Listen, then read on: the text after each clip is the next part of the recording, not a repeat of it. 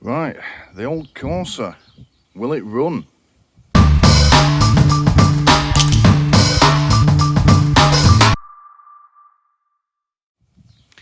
Now,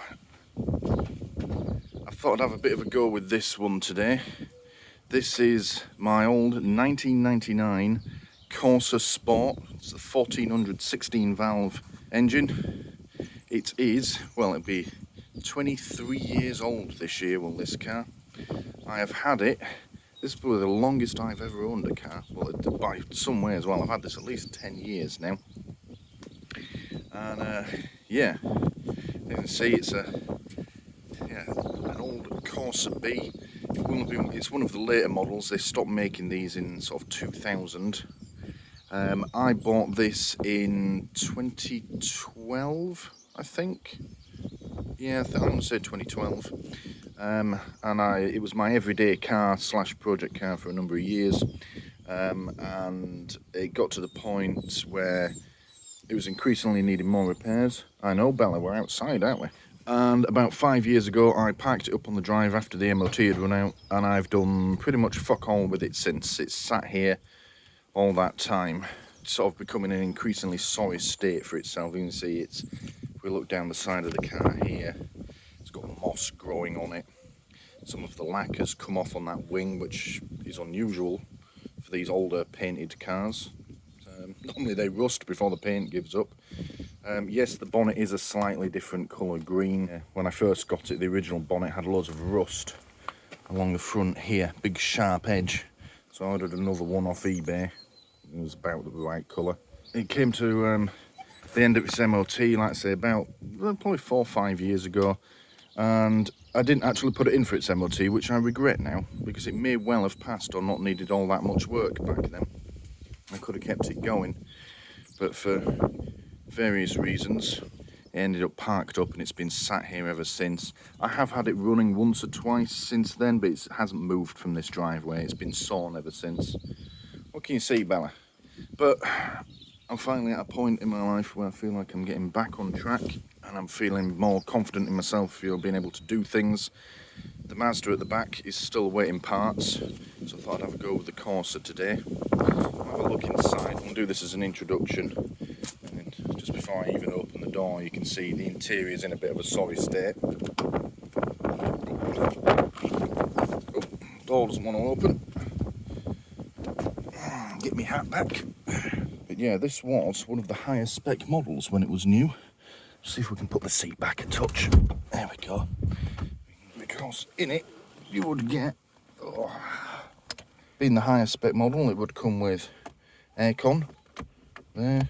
The airbags were optional. Remember, this was the 90s. As you can see, look in there, 134,000 miles, nearly 135. But yeah, the rev counter was optional as well. The model I had before this, the Corsa Merit, didn't have a rev counter. You just had one big speedo in the middle. So yeah, and other optional extras were this dial here, which dims the instrument display. That was optional. Yeah, I used to work on this car. I loved working on it. They were great cars for modifying. And yeah, it's a bit of a shame what I've done to this. So hopefully we can get her restored. Did I leave it in the glove box? Old tax discs. Jesus. Kids of today won't know what they are. Ha ha, you're old. So, the tax disc that's in the window says 2014 on it. That shows how long this car's been sat here. Interestingly, the driver's seat is mouldy. But apart from the junk that I've left in this car, the passenger seat is okay. If I pump the clutch, that still feels as good as it always has, as I remember. Brakes are obviously rock hard. Cable accelerator, none of this fly-by-wire. See what's in here. This is my student idea of a air freshener. Get a bar of soap, stick it in the ashtray. Yes. Wright's coal and tar soap. I like the smell of that. I'm going to take that inside, use that in the bathroom, and we'll keep that. yeah, this was a modified car. The theme of it was, although you can't tell so much now, so I've taken a lot of it off, was going to be a sort of zombie invasion slash rat rod slash end of the world mobile. This was, I started about, well, a few years before Mighty Car Mods did their Mod Max series.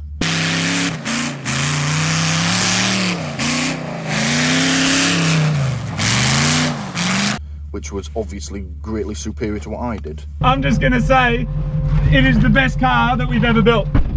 Seriously, it is just incredible. And now everyone thinks that I copied them. But I didn't, I was doing it first, you fuckers. So, anyway, let's go have a look around the back.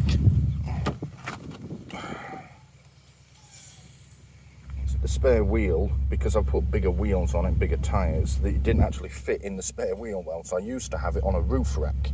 The roof rack I took off about a year ago and sold, which I regret doing now, because I kind of want to put it back on. But, so, yeah, I used to have a bit of wood across the top of this. I don't know what I've done with it now. Split rear seat, that was an optional extra as well. So, let's come over this side. Oh, so now this side is locked. Interesting.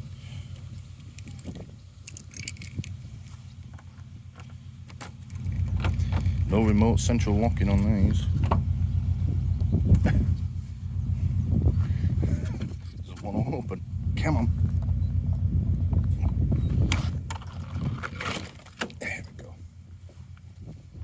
These sills, whilst mucky, are in good condition though.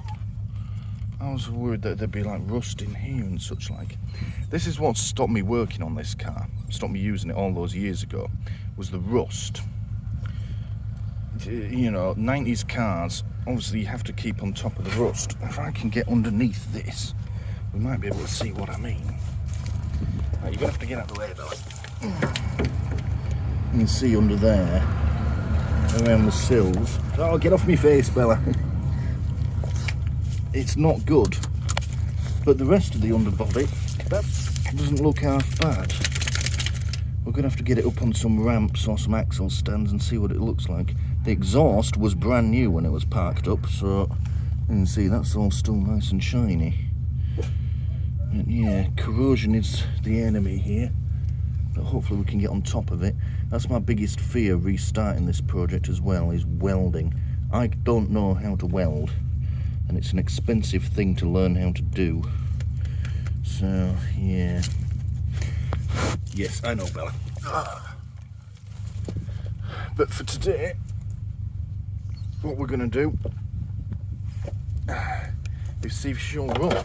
I am 99% sure the battery on it is going to be defect. As in, it will need a new one. But if I can get enough charge in it just to try and crank the engine over, we'll see if she'll run. I mean, we're talking about 5-year-old petrol in this, and an engine that hasn't turned over. Christ knows what that's done to all the starter motor and everything, but or even if the immobiliser will still be programmed. These did have an electronic immobiliser on them. If that's not programmed, we might be fucked, because I don't have the equipment to do that. As far as I know, that's dealership only, and even they probably don't have the equipment anymore for it, so yeah, that might be an issue. But let's get the battery charger on it and see if we can get her going. Right, let's get the bonnet up and see what we can see. So far, the interior is okay.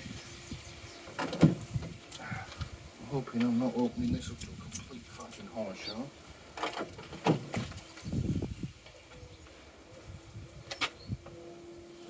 Let's see, there's still oil in the old gal.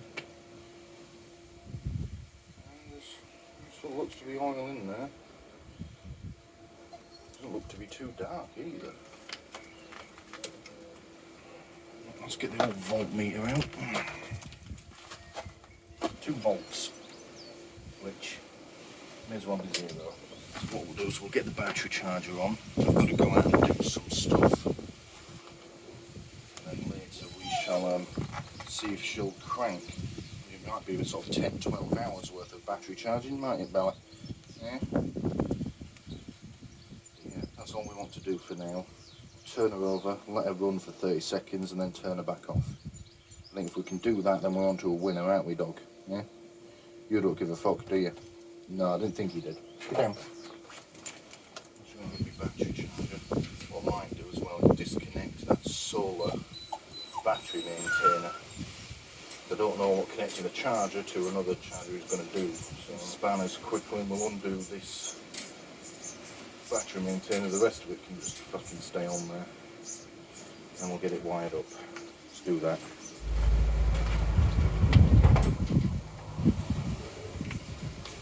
Of course it's a 10mm.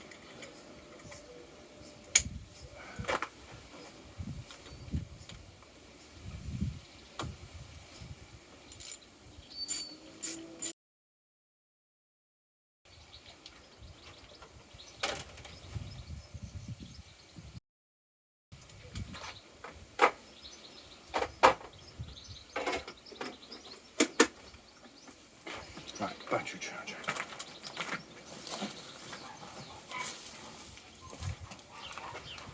Here's a top tip. If you have one of these cassette reels, extension cables, every time you use it, pull it all the way out. The reason being is, whenever you pass electricity through, well, any sort of circuit, you know, wires, it generates heat. Now, most of the time, you don't notice that heat because a well-designed appliance will have wire designed to handle the amount of current that you're going to be putting through it, and then some. You know, like when you run the Hoover, that might be using a lot of power, but it will have a big thick wire designed to handle it. But there will still be an amount of heat. Now, normally, that heat is just dissipated into the air, into the atmosphere. However, when you reel it up and get all that wire together, they can't dissipate the heat very well, and it will get very, very hot very quickly. Now, I'm only running a battery charger, so I probably could leave this spooled up, and chances are nothing would happen. But it's best practice just to unspool them all completely, because it doesn't take much. I mean, if you were, say, decorating, you had like a single halogen floodlight sat on one of these, and you haven't unspooled it, you could well burn your whole fucking house down. I've seen it done before. So yeah, best practice, always unspool them completely, even if it's way more than you need. You can always tuck the wire out of the way, or just kick it to one side. But as long as it's unspooled, you'll be alright. In fact, I have another one of these upstairs, and it has two different ratings, amperage ratings, one for spooled and one for unspooled. And yeah, it's like a quarter, so, but I still unspool it completely, even if I'm running small things, like I was testing a USB splitter the other day, and I still unspooled it fully. It's just the thing to do. So, we'll plug this end into the outside socket. Tell you what, if you're looking to buy a house and it has an outdoor socket, fucking buy it. Oh, godsend.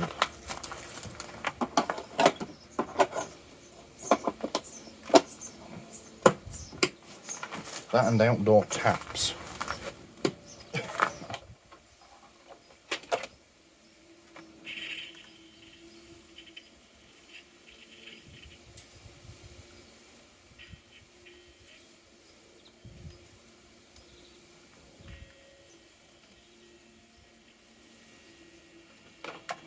Something's buzzing.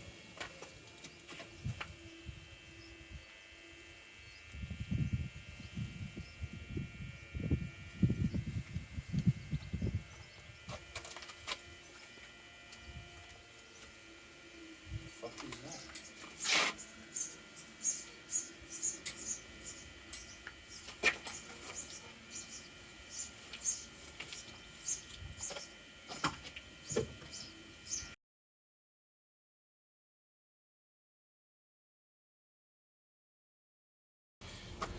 Interesting.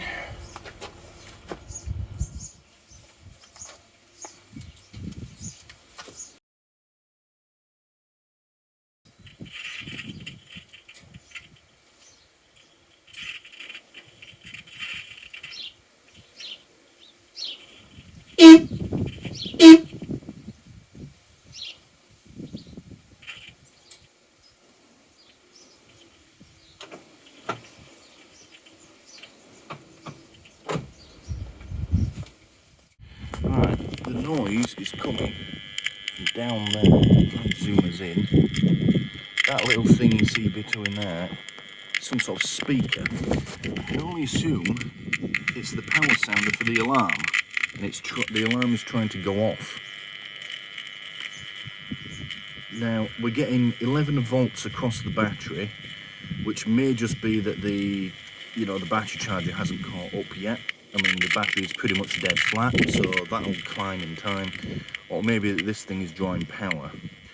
It's not the horn, because the horn now works now that we're getting power through the system, albeit not very well. But yeah, and it may sound like electrical buzzing, but if you listen carefully, it's definitely just speaker buzz. So I think the alarm is trying to go off. I'm just going to go quickly dig out the manual. Yeah, I'm just going to go quickly dig out the manual, double check that it is what I think it is. If it is, I'm just going to unplug it, because I don't need the fucking alarm to work on this car. So yeah, let's go do that. Right, so it's been a couple of hours on charge, but the noise has stopped on its own, which is good. It seemed to, when it first started, I seemed to be able to stop it by turning the ignition on. Then that stopped working, and it seemed to be getting louder as we gained charge in the battery. Then it seemed to get quieter. I've sort of left it for a couple of hours and it's now charging, and we are now showing 13 volts across the battery. Whilst it was making the noise, it seemed to be fluctuating between 10 and 11 volts, but it seems to have stopped now. Fuck knows why. It's nothing I did. I went and checked my list of fuses, and it said, oh, the fuse for the system is in the junction box in the engine bay, which is that thing. Except when I pulled the cover off, there's no fuses in there, only relays, and none of them are labelled. And it said the relay for the alarm system was in the box under the dashboard. And when I pulled the cover off that, the relay that was supposed to be there isn't there. So quite clearly my wiring diagrams and list of fuses and relays is way out of date. So yeah, there's that. But it's stopped on its own now, so I can only assume that being on such low power, because that solar panel is still putting out a bit of charge, but not very much, but it's clearly just been on such low power for such a long time that, yeah, it was trying to go off. Maybe it started trying to go off fucking months, even years ago. And then I've introduced a bit of power to it and it's got some life in it. But yeah, it's clearly sorted itself out now and decided it doesn't want to go off, which is fine by me. And yeah, whatever the load was, it's clearly gone now, and we're showing 13 volts across the battery, which is good. I'm going to take the charger off in a minute and see what the voltage drops to. Yeah, you never know, we might get away with it, might not need a new battery. Stranger things have happened. I'm just going to quickly nip inside, and we're going to put the key in the ignition and see how things work inside. Oh. Right, well, I'm not going to crank it with the battery charger on, so it'll just blow the fuse on the battery charger. But there is one positive. The engine management light is on constant, which is good. If there was an immobiliser fault, which is what I was afraid of, that would be flashing. It flashes when it can't read the one in the key. I have a dummy key here, which I can demonstrate with. See? It flashes because there's no chip in this key. If I put the genuine key in, it's on constant because it's reading the immobiliser, recognising it and allowing the engine to start. Operating anything does cause the dashboard to do funny things. Also, the fuel tank is reading stone dead empty. Either that or the gauge is fecked. But it's looking positive. The noise has stopped, so we're going to whip the charger off and just check the voltage on the battery and see what it's doing. May even give it a quick crank and see what it does. Let's give it a go.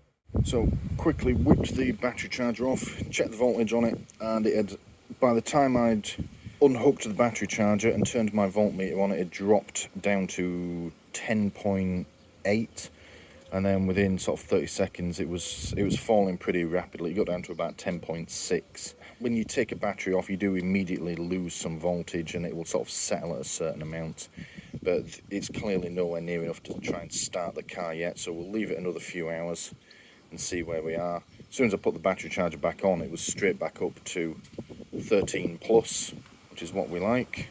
So we'll leave it a bit longer and see how it does.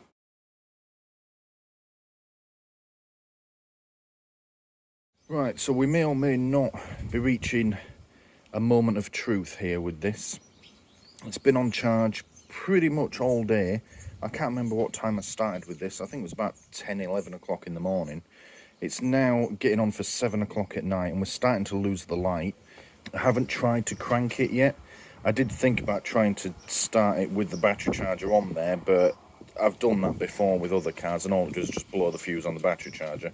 We're showing about 12.4 to 12.5 volts across the battery with the charger on there. If I take the charger off, we immediately drop to 11.3 and it sort of slowly declines. So that's not really going to be enough to crank it. I mean, if I knew everything else was okay, then I'd give it a go.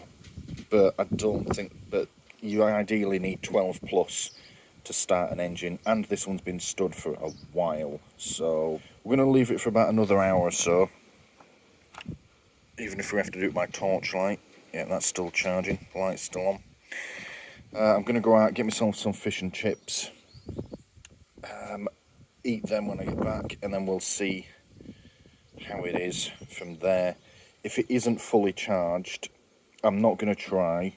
I'm just going to disconnect the charger for the night because I'm not a fan of leaving things on charge overnight. It's a bad idea. So we'll take it off and that will at least give us some indication of how healthy the battery actually is. If in the morning it's completely dead flat again, then we know the battery's fecked and I need to stop trying to charge it and get myself a new one, or at least a second-hand one that's good. But for now, yeah, we'll give it another hour, maybe two, depending on how dark it gets, and then we'll see where we are with it. Right, so it's been actually closer to 2 hours now, about an hour and 45 minutes-ish, a bit more, a bit less, not quite sure. So I was just coming out to pack things away, so let's just check the voltage quickly. So I'll try and do this so that you can see it.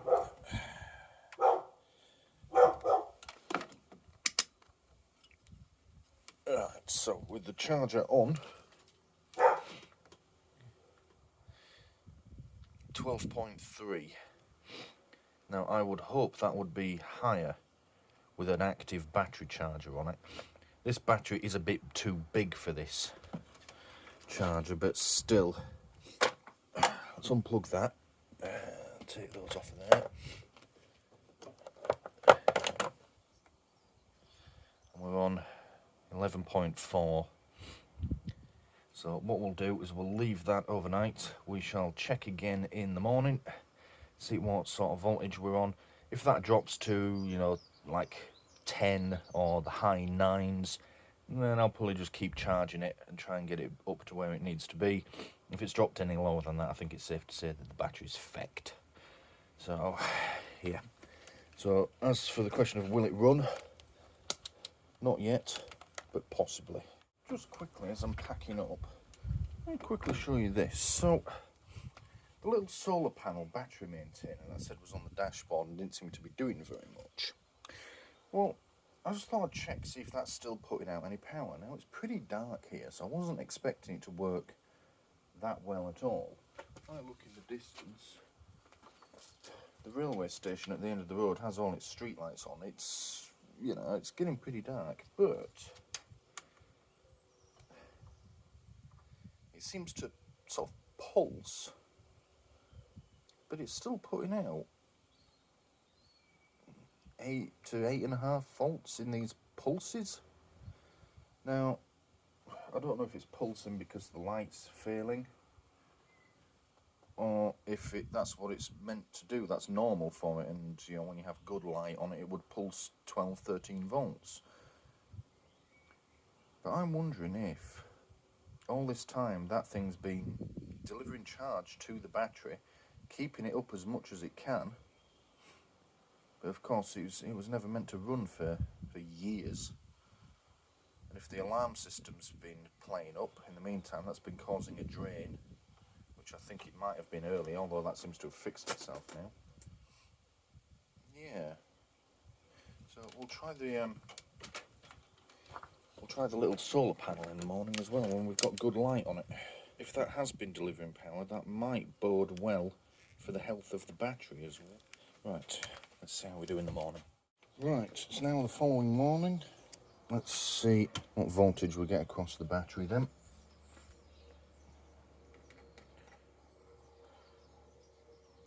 That's quite positive. For a second now, I thought it was going to read it like 5 or 6, but 10.35. And it's holding it there as well, look. This battery might yet still have life in it. That is amazing. It's been in this car for a good 10 years. I don't quite know how old it was when I got it. It was second hand. And it's not an expensive one. As you can see, it's a Halford's job. Yeah.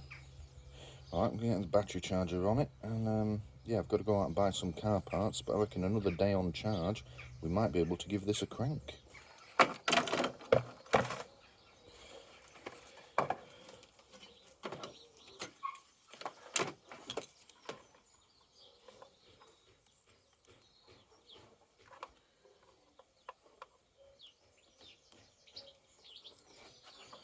So that's now building up to about 12.5. That'll probably start to climb anyway. Like I said yesterday, this battery's probably just a bit too much for this charger. It's only a small charger. It says on it up to 1200cc. Clearly they're guesstimating the size of battery that you would have for it, but it'll do the job. It's done it before. I'll tell you what I will do quickly. Just see what voltage I'm getting out of that, out of the solar panel.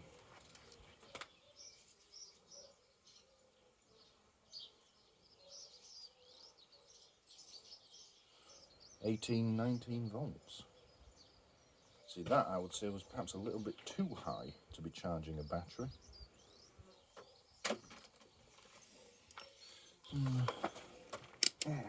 Alright. Off out to buy some car parts and we'll see what this is looking like when I get back. Right, okay. Once again, we're in the situation where we're losing the light. It's getting on for 9 o'clock at night. Let's check this. Now, let's see, can you see that from there? Fucking thing. Bugger it, I'll just tell you what it is. So, with the charger on, we are getting 12.56 volts. And with the charger off, we're getting 11.89.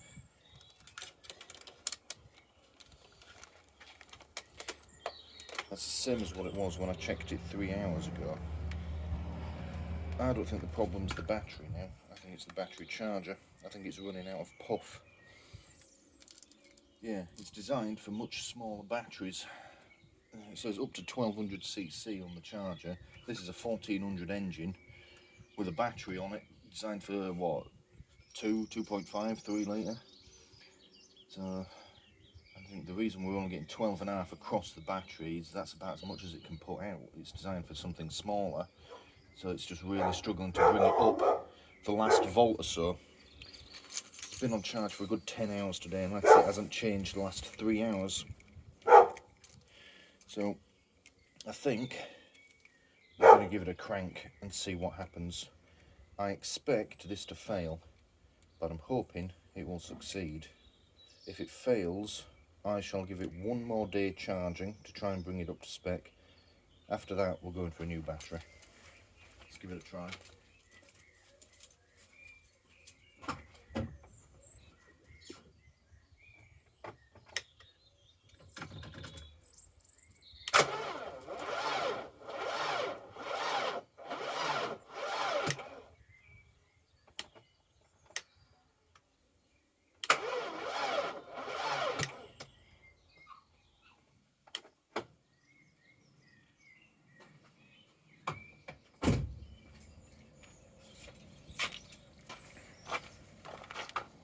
That went as expected.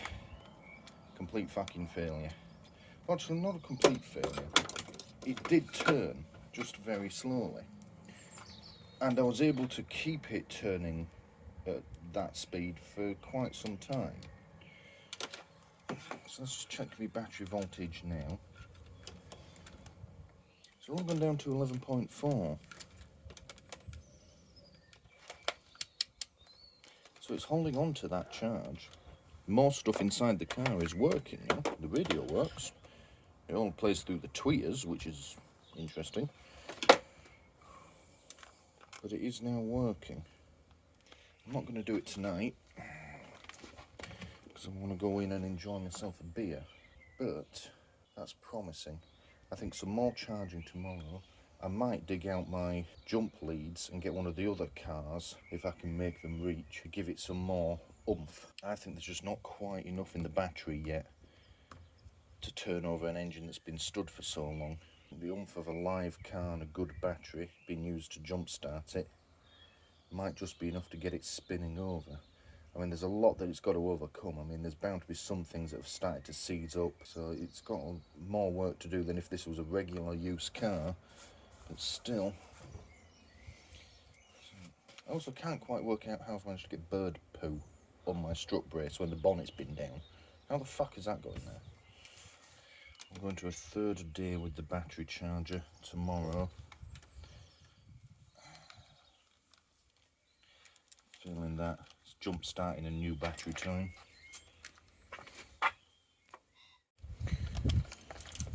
Right, so day 3, third day of trying to get this battery charged.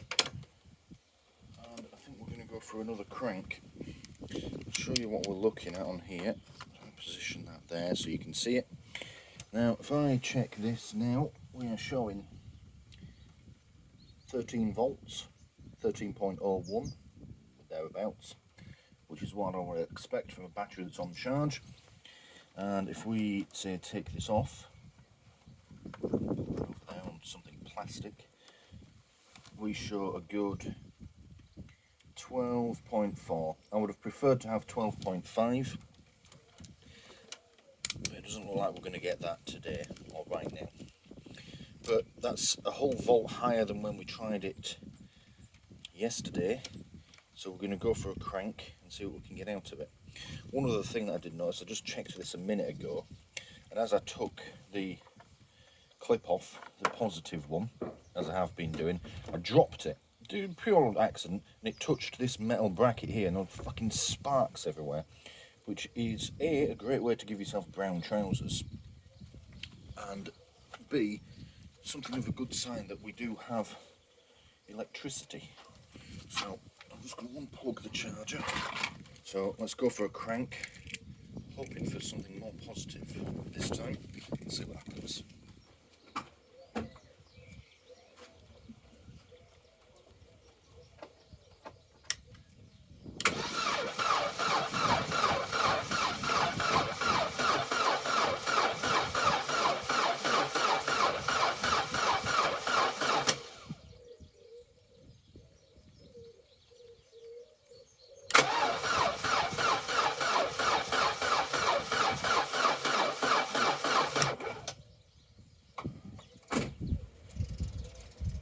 Nope, never mind. Let's check the battery again. Interestingly, it is turning over faster than it was, so that's positive. Let's see what we're on. You see we've dropped back below the 12 volt mark, so it didn't work yesterday, it's not going to work today, but that was turning over faster. So we're going to give it a few more hours charge. We are getting there. If we can get it turning over at a decent rate to the point where it's trying to start, then I'll be happy, you know. But yeah, I just want to know that it's going to spin over properly first. If it doesn't, eventually this is going to be fully charged. If it still won't, then we might have to start pulling bits off. What I might do, because the Mazda isn't going anywhere for a while, if this still won't go after another day's worth of charging, I'll take the battery out of the Mazda and just hook it up onto this and see if that'll crank it any faster. But that's a job for another day. Right, so another day, another charge. So it's a bit of work day for me today. So I put this on charge in the morning. I work from home, so I haven't just left it all day. But that was about between 10 and 11 this morning. It's now nearly 9 o'clock at night, so we're talking about 10, 11 hours worth of charging. I checked it quickly on my lunch break. We were showing about 13.5 volts with the charger on, 12.6 with it off. Just about to check it again now. Now 12.6 is about the normal state for a good battery, just resting. Now I didn't have time to let it rest for very long, but that was quite positive. So we'll just do a quick check again now. There we go, 13.84 and holding. So we'll quickly take one of these off, put it out of the way. Let's try it again. 12.8 and falling, but it will fall. Of course it will fall when you first take it off. It should come to rest about 12.6. Once again, it's getting late, we're losing the light. So before it drops too far, both the sun and the battery, let's give it a crack, shall we? I think it's going to turn over slightly faster than last time, but not start. But I'll still take that as progress. Let's give it a go.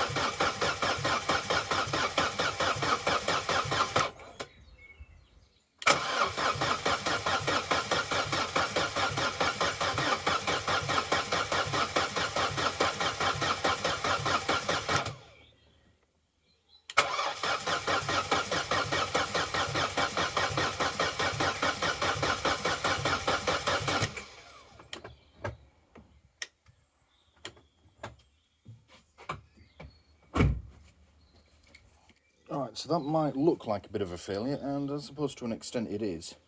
But I'm happy with the speed that's turning over at. I'm just going to check the voltage again, because that was quite a bit of cranking for what is now a 10-15-year-old battery.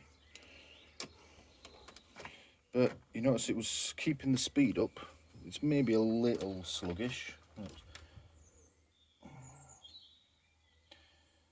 Okay, so we're at 12 volts, but it was still going. So we'll pop this back on charge, so I want to keep the battery charged as much as possible. But I'm just going to nip inside the car and I'll show you what we're going to do next with it.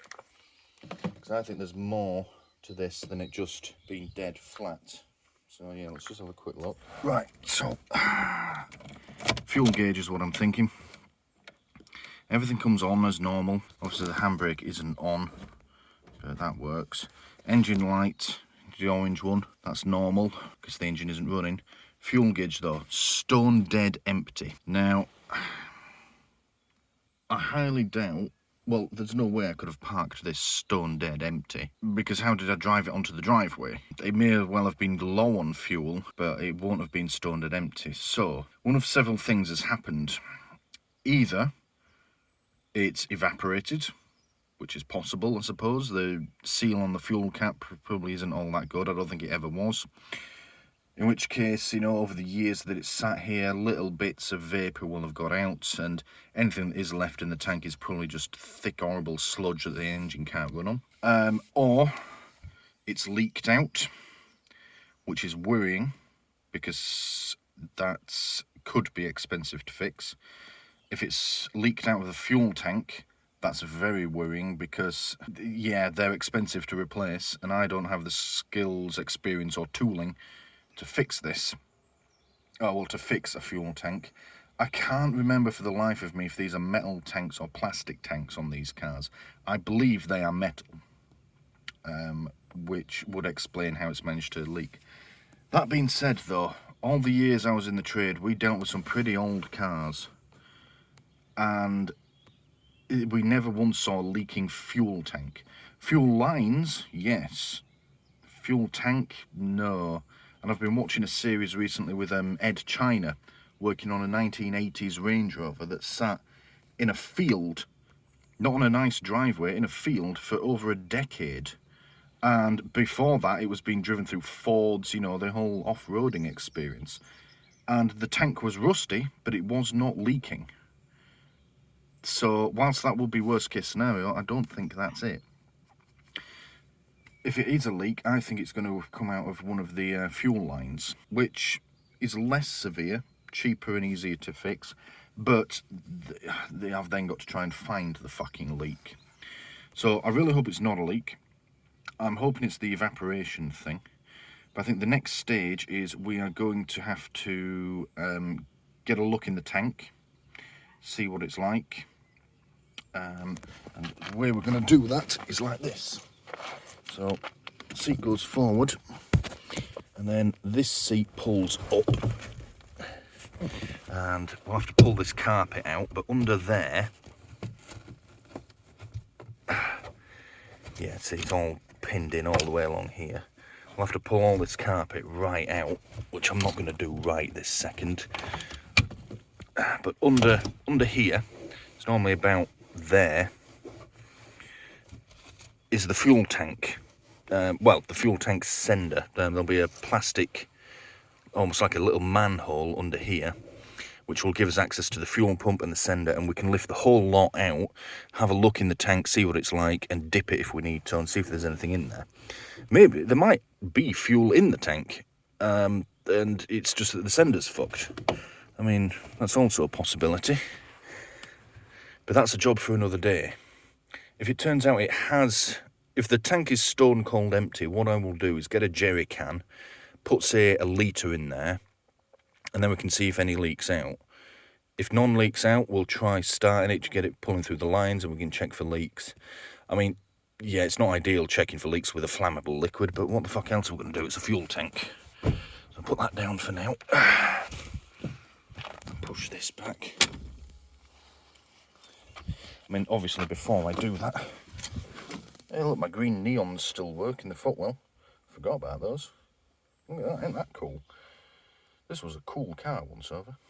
I mean, obviously, before I do that, I'll get it up on axle stands. And we'll see if there's any obvious ones. Like if there's a whopping great fucking hole in the fuel tank, then I'm not going to start putting fuel in it, so it'll drop out the bottom. But if a visual inspection reveals nothing, then we'll try and put some fresh fuel in it and see how we go from there. But yeah, at the moment the axle stands are in use on the Mazda, so we might have to park this for a while until I can get the Mazda fixed and get it down off the axle stands. Get this thing in the air and we can have a look underneath. But for now, we'll let the battery charge. I'm going to keep it charged up. Yeah, we'll have to do something else in the meantime. So far, this project isn't off to the greatest start in the world. I was kind of hoping to have a bit more progress in charging the fucking battery, but still, can't complain too much. Tell you what, before we go inside and have dinner, we'll have a look underneath the car. So if we look under here, it's a bit dark, but the fuel tank is up there, so it looks okay. That's a brake line hanging down. So let's come around this way.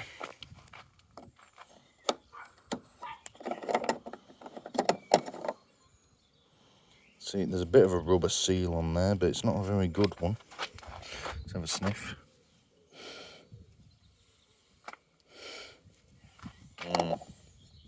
Smells chemically. It's not a normal petrol smell. Right, well, it's not going to be today, and it probably won't be tomorrow because I'm working. Wednesday, my other half is back from a 2-month trip to Poland, so I won't be working on it Wednesday because we'll be shagging all day probably. Giggity, giggity, giggity. So it's probably going to be towards the end of the week now.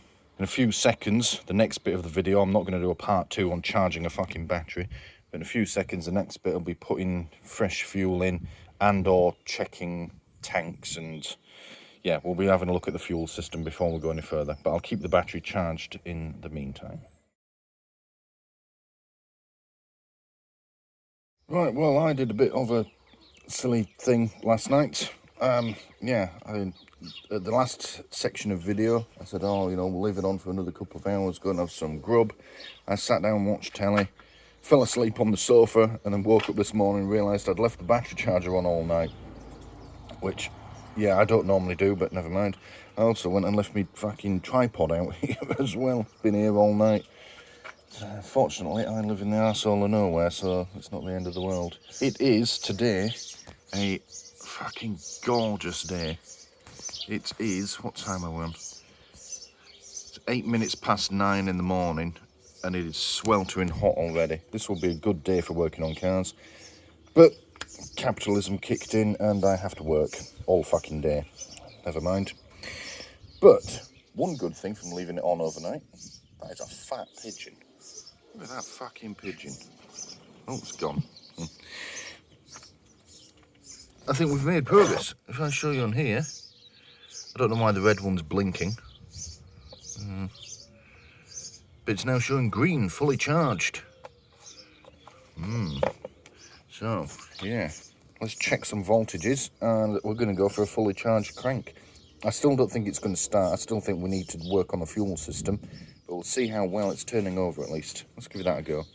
And with that in place, let's go with what we've got across the battery. 14.45, which is actually a little high. So let's take this off. Let's try again.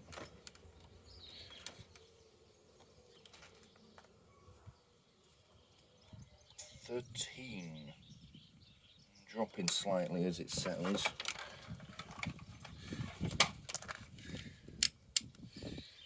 Let's give it a go.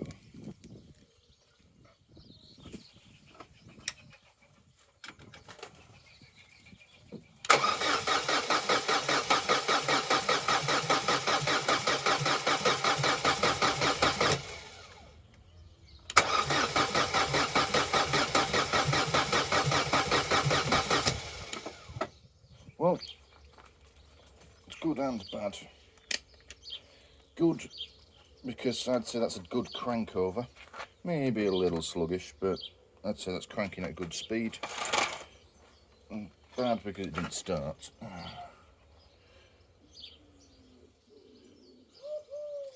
Battery's back down to 12.2. See, I think it just needs a live fucking alternator. But it's cranking well. Leave this for now. I'm not going to bother putting the battery charger back on for now. Yeah, when we next get a chance, which is probably going to be at the weekend, it's Tuesday at the moment, we'll start attacking that fuel system. Alright, I'm sat here on my laptop doing the edit of this video now. Can't believe how fucking long it is. Yeah, as I sit here now, it's coming up to 50 minutes. Fucking hell, I didn't realise I'd recorded so much of this. I know I said in the video that you've just been watching, hopefully someone's watching anyway, that I wasn't going to do a two-parter of this first bit. Unfortunately, however, I didn't realise it was going to take me quite so long. So we'll call this it. We'll call this the end of part 1. I'm not going to make you wait ages for part 2. What I'll do is I'll do all the recording I want to do, make my videos, and then I'll release them in one go. Or, well, I won't. I'll schedule them like your daily or something like that. You know, you're not having it all in one. It's not fucking Netflix. So, yeah, that's what I'm going to do. So, yeah, I know I said I wouldn't do a two-parter, but it's now a two-parter. But it's my video, so sue me. So, yeah, next video is going to be attacking the fuel system. I am going to get that done at some point. I'm going to stop getting distracted by other things and actually get it done. But right now, I'm going to bed. I'm tired. Anywho, see you in the next video. Thank you for watching this video on doing stuff and filming it. Please don't forget to press the big button here in the middle to subscribe if you haven't already done so. If you liked what you just saw, please click the like button below and leave a comment letting me know what you liked about it. And as always, thank you for watching.